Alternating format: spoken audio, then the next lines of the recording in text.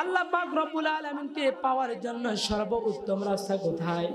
আল্লাহ নবী সাল্লাল্লাহু আলাইহি সাল্লাম বললেন, ও সাহাবায়ে কিরাম তোমরা শুনে রাখো, দুনিয়ার কোন মুমিন ব্যক্তি যদি, আমার কোন উম্মত যদি আল্লাহ পাক রব্বুল আলামিনকে পেতে চায়, ওই ব্যক্তি যেন আমি নবীর আগে তাবেদারি করে। কন্যা সুবহানাল্লাহ। রাসূল পাক সাল্লাল্লাহু আলাইহি সাল্লামের তাবেদারি কিভাবে করব? মুআজ্জিজ সাদিরিন, হযরত হানজালা রাদিয়াল্লাহু তাআলা আনহু রাসূল পাক সাল্লাল্লাহু আলাইহি সাল্লামের একজন প্রিয় সাহাবী ছিলেন। হযরত হানজালা রাদিয়াল্লাহু তাআলা আনহু রাসূল পাক সাল্লাল্লাহু আলাইহি সাল্লামকে কি রকম মহব্বত করেছেন।